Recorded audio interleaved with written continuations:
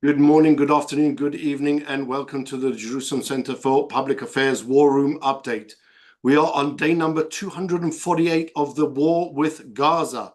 It started on the 7th of October, as we all remember, and has been raging on ever since. Since then, IDF forces have been operating intensively throughout the Gaza Strip, in every single part of the Gaza Strip, it now has to be said, from the north to the south, in the middle of the Gaza Strip, and really going through the entire Gaza Strip, trying to look for all of the Hamas and other terrorists that have been hiding in the Gaza Strip, that have been building up their capabilities in the Gaza Strip, really for the last almost 20 years. The fighting has been carrying on fiercely over the last few days, and we saw some of the products of that fighting, not only the death of many, many terrorists, but also the freeing, as we saw on Shabbat, of 4 of the Israeli hostages that had been held, taken from the Nova Music Festival on the 7th of October and held in Gaza ever since. Noah Argamani, Shlomi Ziv, Andrei Kozlov, and Almog Meir were all returned home safely. It turned out that it had been held in Gaza either by doctors, medical doctors, who had been holding Israeli hostages in their homes, or journalists from Al Jazeera. These are people who most of the world would consider to be these non-combatants who were involved or are incidentally killed in the fighting, when really it is very difficult to differentiate in the Gaza Strip who are the non-combatants, who are the combatants, who are the people holding the hostages, who are the terrorists on the ground. They all look like they're civilians, but in reality, they are members of Hamas, fighters for Hamas, and operating for Hamas, even holding Israeli hostages in their captivity. This we've seen all the way through. If you remember, also at the beginning of the war in the north of Gaza, another hostage that was freed said that she'd been held in the house of an UNRWA school teacher. That we've also seen all the way through the participation, the active participation of UN personnel, UNRWA personnel in and among the terrorists themselves. This is something that Israel has been trying to stress in international forums, and with somewhat success, it has to be said, but still a lot of skepticism with the claims of many non-combatants, many innocent civilians being killed.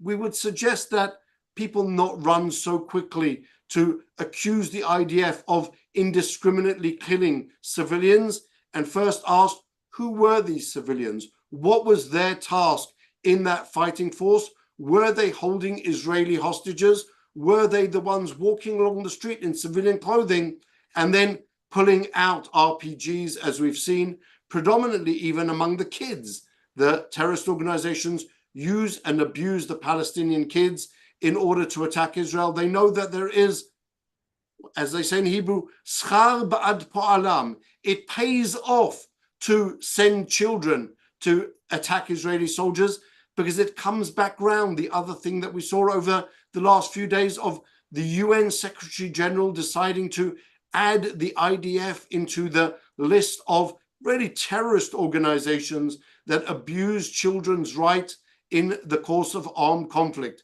This has been something which has been building up for a very long time. UNICEF, the UN Children's Organization, has been actively involved in that campaign for over a decade. I personally dealt with the UNICEF in 2013 as the head of the military prosecution for Judea and Samaria, when they basically said that putting a murderer, a Palestinian who had murdered an Israeli, on trial for that murder was equivalent to operating the gas chambers in Auschwitz. I cannot stress the moral depravity of that idea, but that's what UNICEF has been arguing all the way through. When you add into that the fake numbers promulgated by Hamas and then bullhorned by the UN organizations as regards the number of children killed in the Gaza Strip, obviously none of those children, according to UNICEF or the UN, were ever involved in terrorism. They were all just innocent civilians. Here, I'll give you a little tip. The UN has never defined Hamas as a terrorist organization. Accordingly, or any other Palestinian terrorist organization. Accordingly, all the people killed in the Gaza Strip, according to the UN, are simply civilians. they do not distinguish between who were fighters, who were combatants, no matter what their age or their gender. Women, the terrorists are equal opportunity terrorists as well. Women can also be part of that fighting force. And the terrorists often specifically use young girls in order to carry out reconnaissance and to warn the other terrorists as to where the IDF forces are located. A symposium conducted on the war between Ukraine and Russia came to the conclusion that once you are one of those people, spotters, that is the only function within the war.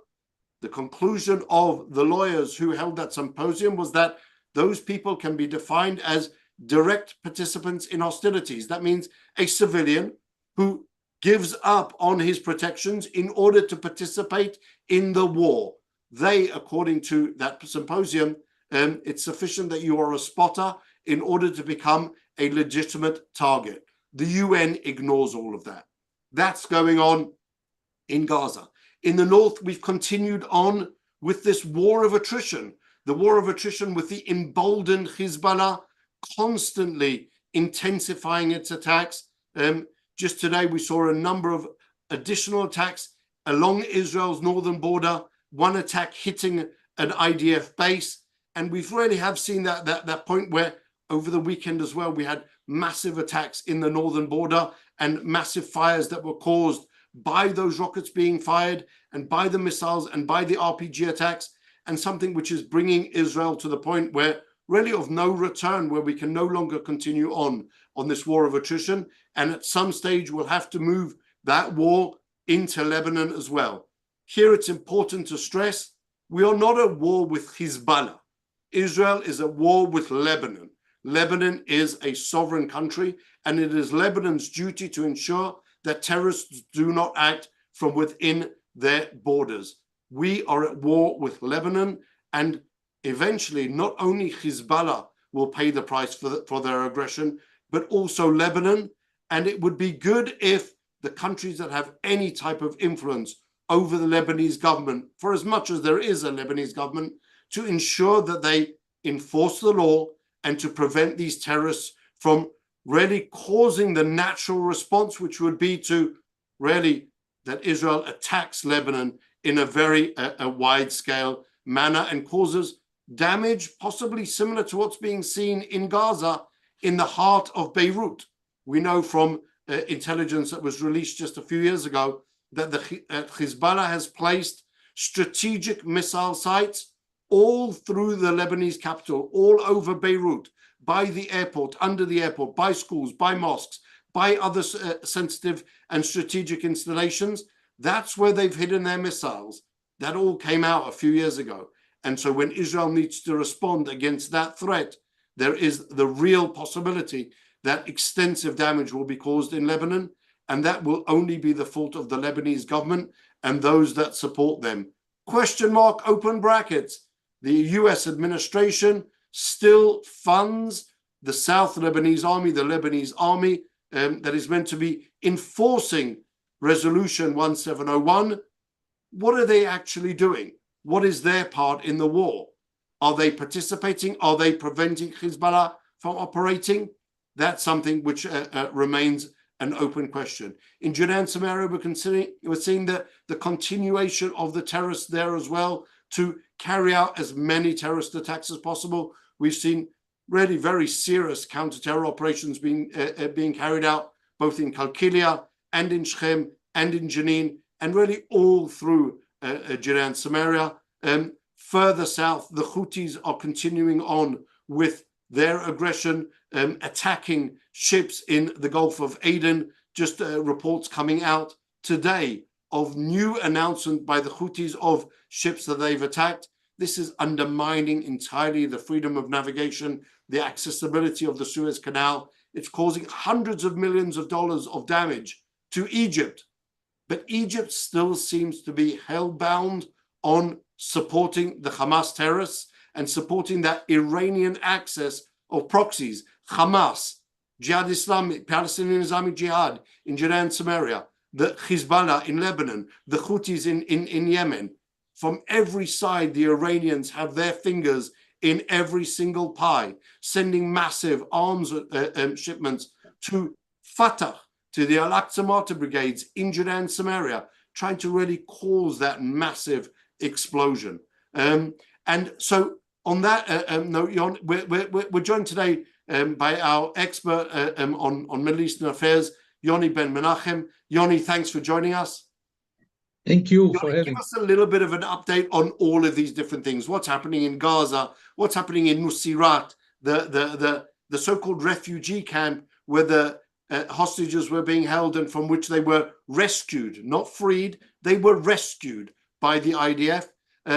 What's going on that side of the fighting, and then taking us into also the political ramifications of what's going on at the moment. We know that Secretary of State Blinken is at the moment in Egypt, on his way already to Israel to meet with Prime Minister Netanyahu. The US administration tabling a resolution in the UN Security Council calling for a ceasefire, calling really for Israel to lose the war and to surrender to the demands of the terrorists.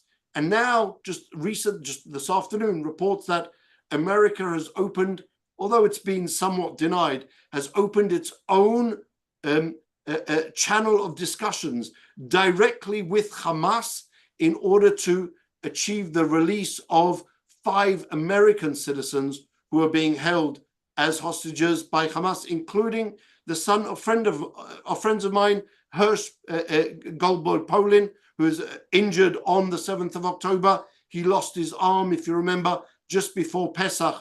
Hamas released a video where they filmed Hirsch really taking Prime Minister Netanyahu and Israel in general to task. We know that it's all propaganda, but now America opening a separate channel of direct discussions with these genocidal terrorists. How does this all fit into the wider picture, Yoni? Well, as I see the situation, President Biden is very frustrated because he thought that after he will deliver the speech, I think 2 weeks ago, it was almost 2 weeks ago, when he disclosed the Israeli proposal to Hamas and surprised Israel, surprised the world, giving all these details, and also twisting the most important issue, which is the stopping of the war, which Israel did not agree to. So after he made this spin in the media, he was sure that this is going to put pressure both on Israel and Hamas and bring the ceasefire that he's longing for, because we have to say it, it's very sad. All he thinks about, this is the way I see it, maybe people will disagree with me, but I think that the most important thing for him is to have a ceasefire because of the political campaign for the presidency. He is illusioning himself that if we get a ceasefire in Gaza, this will enable to get also a similar ceasefire in the north, stop the war also in south of Lebanon, and from there go to a normalization agreement between Israel and Saudi Arabia, while Israel is agreeing to the establishing of a Palestinian state. From there, he will have a big political success that he can present to the American voters as the climax of his policy in the Middle East. And this will help him win the election. So I think, unfortunately, I think that the President Biden, I respect him a lot, but he's daydreaming, because this scenario cannot be implemented, cannot be achieved, and not at the expense of the most vital interest of the state security interest of Israel. This can never happen, and he believes in that. And now we hear these very troubling reports that the American, I think NBC published that, the Americans are considering, already started to negotiate directly with Hamas for the release of 5 Americans, Israelis who have American passports, to be released from hostages from Gaza, And this is something, if it's not true, like you mentioned that it might be not true, well, I expect that if it's not true, I expect the White House to come out and publicly deny it, but I haven't seen any official deny yet. This is a horrible thing that the United States will negotiate directly with a terror organization named Hamas after the horrific massacre that they committed on October 7th, and the rapes and the killing and the slaughtering of children and women, kidnapping more than 200 people. They are not supposed to get a reward for the terrorism. So I hope that this report is not true and that the administration will deny it completely. So after this speech of President Biden that failed completely, this whole spin completely failed, he made another effort. He sent the head of the CIA, William Burns, and his special advisor for the Middle East. He sent them both to the Middle East to try and create some sort of momentum to break the deadlock, but he also failed in that. And this is how we got to the visit of Secretary of State Blinken, who is now in the area. He came for about a week. Will visit Israel, Egypt, Qatar, and Jordan. And now he's in Egypt, and he's on the way. In 2 hours, he will meet with the Prime Minister Netanyahu to try and break the deadlock in the negotiations. But there's no chance that he will succeed because Hamas demands or conditions to renew the negotiations on the deal of the releasing the hostages are very clear, and they are not willing to change that. They want Israel to surrender. They want Israel to commit itself and get also international guarantees that Israel will stop the war immediately, withdraw all the IDF forces from Gaza, and only then they're willing to start negotiating while they are holding 120 hostages. So this is unacceptable, and I think that Secretary of State Blinken will be also disappointed if he has any expectations, but because I'm sure that he knows the situation very well. I don't know why he's coming back to the Middle East. So, Yoni, among the other people that Secretary Blinken is going to meet with, let's just focus for a second on that political side, if we may. The US administration has been pushing this idea of the Palestinian Authority assuming some type of control in the Gaza Strip on what's called the day after. Really, it's the decade after, once the war ends and Hamas has been defeated. Is Secretary Blinken set to meet also with Mahmoud Abbas, the PA leader?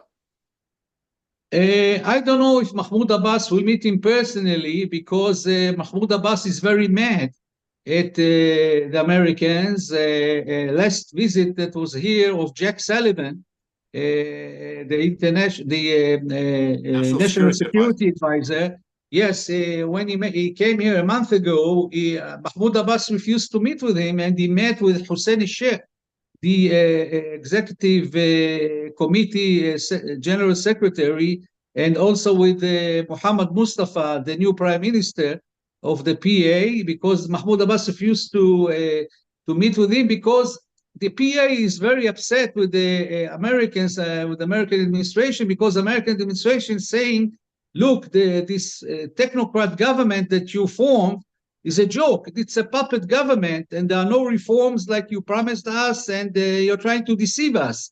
And they are demanding from the PA to make serious reforms concerning fighting terrorism and stop the corruption.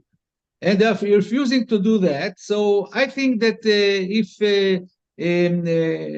Secretary of State Blinken will come to Ramallah, he will meet with Hussein Sheikh and Mohammed Mustafa, but not with Mahmoud Abbas. This is what I hear from the Palestinians, but it was not scheduled yet. In any case, he intends to talk with the prime minister, with Netanyahu, about transferring the funds to the PA, because the PA says, and they are threatening to stop the security coordination with Israel, because they're saying we are collapsing. We don't have any money.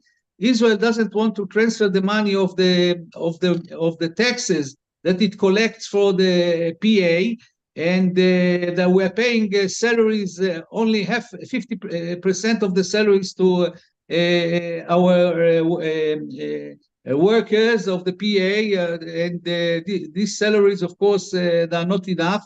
Also, 150,000 Palestinian workers who used to work in Israel are not allowed to go into Israel for the last 8 months since the war broke out because of the security situation. So the economy in the Judea and Samaria is getting weaker and weaker, and the financial situation of the PA is very troubling. And they are saying to the Americans, look, if we do not get the money from Israel, we will collapse. And don't expect us to fight terrorism when the policemen don't get their salaries, as if when they had full salaries, they used to fight. So this is that's what I'm laughing at, and you can see me laughing at it. Yeah. The PA security forces never actually fought terrorism to start with.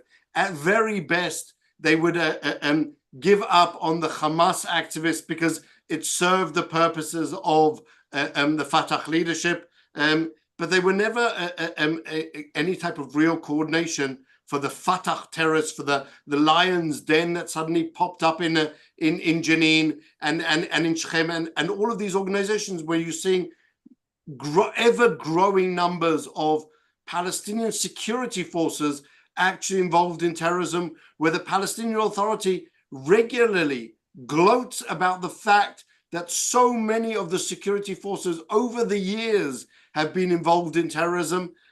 Surely that bluff can't really work anymore. Exactly, and this is why I'm saying that Secretary of State Blinken is wasting its time in the Middle East, because just half an hour ago he gave a statement in Egypt, in Cairo, saying that we must talk about the day after the war in Gaza. And what does he want to talk about? You know, the PA is so weak and is about to collapse. They cannot even control Judea and Samaria. They lost all the control in the north of Samaria, in Jenin, Tulkarem, and Nablus, and they are not fighting terrorism there for the last 3 years. They're not fighting against Hamas and Islamic Jihad. They lost almost all the control in the Judea and Samaria. So how can they both control Judea and Samaria and Gaza Strip? Do you see them without salaries, without any motivation to fight terrorism, without a political order from Mahmoud Abbas to fight against terrorism? Do you see them going to Gaza, going into the tunnels and fighting the Hamas terrorists inside the tunnels? This will never happen. He's daydreaming. And they want to convince Israel to agree that the PA will control Gaza. The Hamas terrorists are laughing. They will kick them out very, very quickly. So this is not a realistic idea. And they keep repeating it and blaming Prime Minister Netanyahu for not agreeing to this crazy idea. But this is something that cannot be implemented. What do they want from Israel? But surely they must also understand that if Hamas is allowed to survive the war and we implement the ceasefire that they are pushing so strongly, the PA will never be able to take any type of control in the Gaza Strip. The ceasefire that the American-backed or the US administration-backed ceasefire that allows Hamas to survive will only embolden them and further weaken the Palestinian Authority also in Judea and Samaria, because it gives this a backwind to all of the terrorists, the Hamas in Judea and Samaria as well. They're trying to fight really a losing battle on all sides, empowering Hamas, trying to similarly empower Mahmoud Abbas and the PA, failing on both sides, and yet never coming to the conclusion that there may be possibly a little small problem with their strategy. Yes, unfortunately, I think that, as I told you, I appreciate a lot President Biden and his help for Israel, but I think he's playing a double game. President Biden is not stupid. He knows the Middle East very well. Maybe 40 years, maybe even more. He's dealing with the US diplomacy, and he was a senator, vice president. He knows very well the Middle East and all the players in the Middle East. And on one hand, he says we have to finish with Hamas, and it's a terror organization, and so on. Now, because of his very difficult political situation, he's saying, he's willing, not saying, but he's willing to put up with Hamas remaining in power in Gaza. So there's an internal contradiction. And if Hamas will stay in power in Gaza, there will never be any calm on the Israeli border with Gaza. There will be more massacres, there will be more terrorism, and the United States will not be able to do anything about it. So there's no other way. Israel has to win the war and to defeat Hamas and dismantle all its military capabilities. This is the basic condition to achieve something in this area. And President Biden has to understand that and stick to this goal and help Israel get the mission over as soon as possible. This will enable him maybe to have a more successful campaign until November for the presidency. But the way he's dragging his feet and putting obstacles on Israel and now trying to put a resolution in the Security Council for a ceasefire in spite of what Israel is saying, I think this is a very negative and very wrong policy of President Biden. And even on the subject of the taxes, Yoni, they seem to have sort of lost the plot. Israel agreed to waive really not a small amount of taxes for the benefit of the Palestinian Authority to promote the peace expected by the Oslo Accords. But in reality, they're using that money in order to fuel terrorism, incentivize terrorism, reward terrorism, attack Israel in all of the international forums. Out of every 100 shekel that the PA spends attacking Israel in the ICC, for example, they receive 65 shekel from Israel. Surely even Secretary Blinken cannot be of the opinion that Israel must continue to fund its own downfall and the attack of the Palestinian Authority on Israel. Surely it would be easier to maybe set some preconditions in order to receive the money. You want to carry on functioning, that's fine. Denounce the October 7 massacre, which the PA has never done. Pull out of the ICC. They're not a state. They should never have joined the ICC in the first place. And therefore, that whole political attack using money that they receive from Israel is simply outrageous. And so on and so forth. Stop funding and rewarding paying salaries to terrorists. They pay 600 million shekel every year, at least, according to the Israeli Ministry of Defense. We believe that it's even higher. To the terrorists, stop using our money to support terrorism. And maybe that would solve some of their problems. Yes, unfortunately, the Biden administration does not understand that this is going to be a boomerang, because once the PA lets the monster of terrorism out of the cage, this will turn out against them, against the PA. And Hamas, before they want to destroy Israel, the first mission is to destroy the PA in Judea and Samaria and to topple Mahmoud Abbas regime. So once you strengthen the power, the first to suffer from this will be the PA itself. So they should have a common interest with Israel to fight against terrorism and not to encourage it. And they're doing exactly the opposite. And unfortunately, the American administration is supporting this tendency, this trend. And this is very dangerous for the security of in the region, because Hamas is a terror monster, part of the Muslim Brotherhood, who wants to take over the whole region and topple all the Arab regimes, not only the PA, also Egypt, Saudi Arabia, the Emirates, everywhere. This is a very dangerous terror movement, which is part of the Muslim Brotherhood. And And the Arab leaders, they know the meaning of the Muslim Brotherhood. So, and also the Americans should understand that. So we've really seen that double game that's been playing by all of the sides. If we can just go back, Yoni, to focus a little bit on the Gaza Strip. With all of the great euphoria that there was in Israel on Saturday with the release on Shabbat, with the release of the 4 hostages, or the freeing of the 4 hostages, to be more correct, there are still 120 hostages being held by Hamas, and there is this ceasefire deal. Do you believe that any type of ceasefire will persuade Hamas to give up on all of the hostages?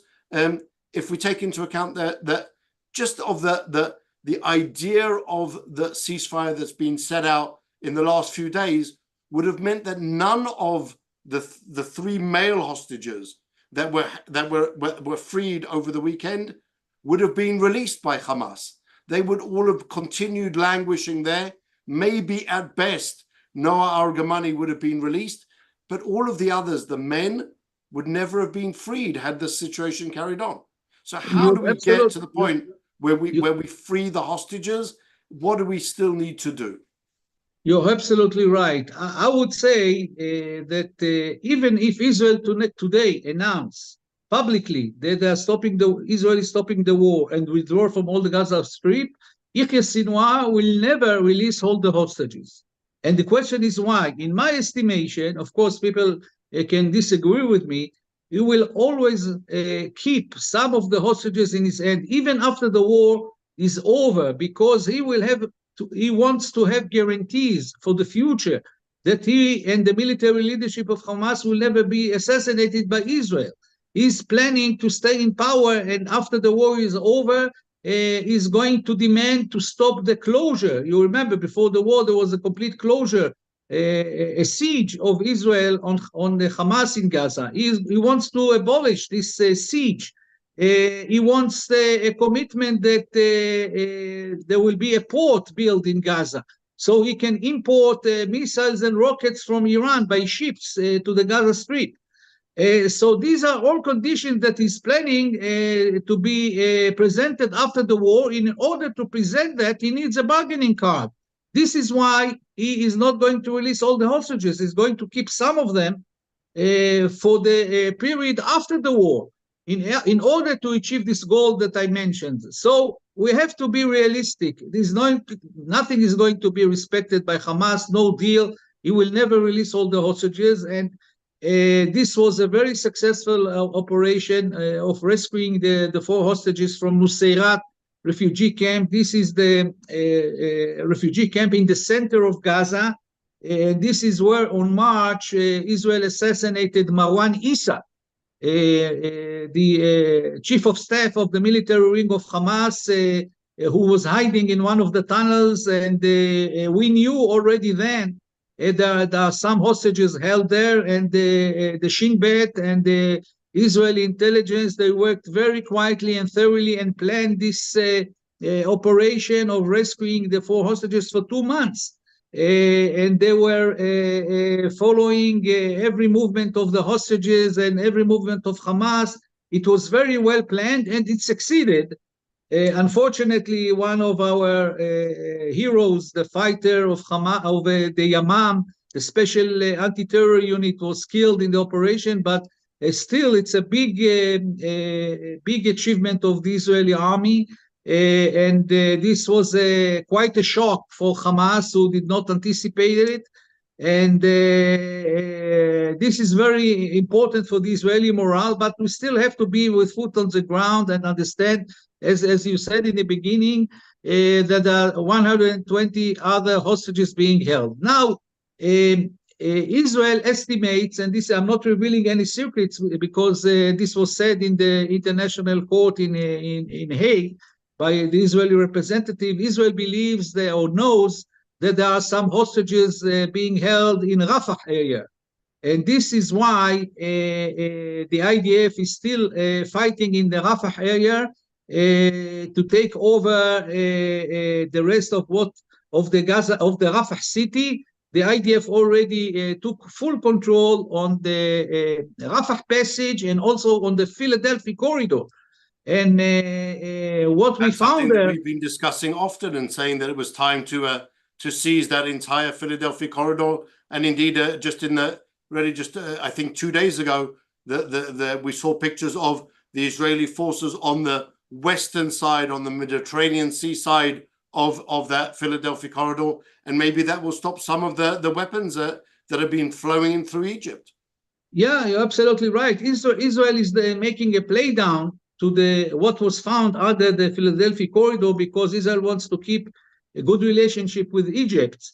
But so not everything is published, but I can tell you from what I know that there are at least 20 tunnels discovered there by the IDF under the corridor of Philadelphia that were used to bring in from Egypt, from Sinai into Gaza Strip to the military arm of Hamas, huge amounts, quantities of weapons and ammunition. So this is going to be stopped now because the IDF is taking full control of this corridor, but this is something that should have been done in the first days of the Israeli campaign in Gaza and not now after 8 months have passed. This is something that should have be done in the beginning, and we could have saved a lot of blood if we did that at the beginning of the war. Aside, Yoni, from the complaints that they've been making for the eyes of the international community about the deaths that were caused incidental to the freeing of the hostages, what type of response have you heard from the Palestinians to that operation? Were they surprised at our ability to gather the specific intelligence? Were they surprised at the operational ability? We haven't really, even Marwan Issa was targeted from the air. We haven't really operated so much on the ground in Nusirat, in El Borej that we were operating in last week. Were they shocked that we came? They were completely shocked and surprised. This was one of the brilliant operations of the Israeli army, the Israeli Yamam, the anti-terror unit, and of course the Shin Bet. And I have to tell you that I'm very encouraged because I think that the Shin Bet is now recovering from the failure of October 7th. I see positive signs. And this operation was planned very thoroughly, mostly by the Shin Bet. And they had accurate information, and also they have a special anti-terror unit in the Shin Bet that work closely with the Yamam, which belongs to the border police, to the Israeli police, and there is a very good cooperation, and this was an amazing operation. I think that we will see in the future some movies or like the Entebbe operation. Somebody will take the initiative and create a movie about what happened, about this successful operation. And there are many things that have not been told yet about this operation. We cannot disclose all of the details, but I can give you something now from what I hear from the Palestinians, and since there's no censorship about it, I can tell you that also Israeli women, soldiers and anti-terror unit women participated in this operation disguised as Arab women. So this shows you the capabilities of the Israeli army, the Israeli Shin Bet, the Israeli Yamam, and this is something that you have to be proud of. This is encouraging, and this we have to support this military operation, and I think there will be more military operation to release the hostages because now we have more information about their whereabouts in Gaza, where they're being held, and since Hamas does not want to release them, there will be no other way but to make these operations in order to try and release the rest of the hostages. So what we'd always, or what I think predominantly we'd been led to believe, Yoni, was that the hostages were being held in the tunnels, this intricate tunnel system, an extensive tunnel system that Hamas had developed underneath the Gaza Strip. And now it appears that some of the hostages are being held, as it were, in the open, in clear sight for everyone. Is there any way to possibly understand how many hostages are being held underground, how many above ground, how many are being held by the terrorist organizations, how many are being held by civilians, as it were, doctors and families of wealthy Gazans just along the way, just participating in this heinous war crime. Is there any way to know which side is which, who's being held by whom? Yes, we have a clear picture. Not we, I mean, the Shin Bet has a clear picture about where the hostages are being held. They are being moved very often according to the way the Israeli army is operating. Once Yahya Sinwar feels that they're getting closer, for instance, to Khan Yunis, where he's hiding with some of the hostages, then he moves them to other areas, and sometimes he moves them through the tunnel, sometimes he moves them on the ground. But basically, I can tell you from what I understand is that mostly they are moving the civilian hostages from one place to another. But as for the soldiers, Israeli soldiers, for Yahya Sinwar, this is the most important thing for him, and he keeps them very close in the tunnels where he's hiding, because he's afraid that if he keeps them on the ground, they will be released in some of an Israeli rescue operation, and this will bring a big defeat for him in the public, in the eyes of the Gazan public. So they're mostly moving the civilians hostages from one place to another, and the soldiers that are being held as hostages are kept in the tunnels, very deep in the tunnels where Yahya Sinwar is hiding. So I think you're right, Yoni. I think that we are going to see here, I hope, a number of additional operations in the relatively near future that will be able to then report that more hostages have been freed. I think I completely agree that the chance of Yahya Sinwar voluntarily releasing all of the hostages, whether it be in phase 1, phase 2, or phase 100 of the US suggestion for a ceasefire is I think very, very slim indeed. And it would be good if we were able to put aside these delusions of who exactly it is we're dealing with, both on the side of Hamas and of the Palestinian Authority, so we can actually come up with a real plan that it's not only about guaranteeing the security of Israel and Israel's civilian population, but it's also about the security of the Palestinian population. More Palestinians have died since the creation of the Palestinian Authority than ever before. They have been a very destructive force also for the Palestinians, and I think that that's something that should also be taken into account. Yoni, as usual, our time has run out, and whilst most of the program has been relatively positive, one positive note going into the next week. I think that we have to be very encouraged from this military operation, Shin Bet operation, Yamam operation in Nuseirat, refugee camp. It shows us that we have now good intelligence, we have good fighters, we have the spirit of fighting. The Israel public is encouraged and united and wants to win the war. And if we will stay united and determined, we can achieve this goal and dismantle the military capabilities of Hamas. And we have to be persistent and not give up and not give in into all these international pressures, because this is our future. This is how we're going to spend the rest of our lives in this area. And we have to guarantee the safety of the Israeli people, our children, our grandchildren. And we cannot live in peace along Gaza Strip with the Palestinian neighbors without eliminating all the military capabilities of Hamas. We have to achieve this goal. I would possibly take that one step forward, Yoni, and say that the defeat of Hamas is also the key to Israel's survival in the region. A loss to Hamas will embolden all of the regional terrorists, will embolden Iran, will embolden Hezbollah, will embolden the Houthis to really create more and more and more terrorism here.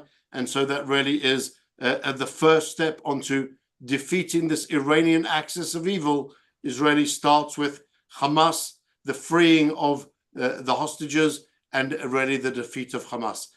Yoni, thank you for joining us and for your comments. For our viewers, just a quick update. On Wednesday this week, it is the Jewish holiday of Shavuot, so there won't be a program. We will be back with you again next week on Monday. Until then, we invite you to follow, subscribe to our YouTube channel, and to keep on getting the content that we hope is helpful to understanding what is going on in the region for Israel against its enemies. In the meantime, have a really very good holiday, Chag Sameach, and we'll be again with you next week. Keep safe, everyone. Thank you. Bye, Yoni. Chag Sameach.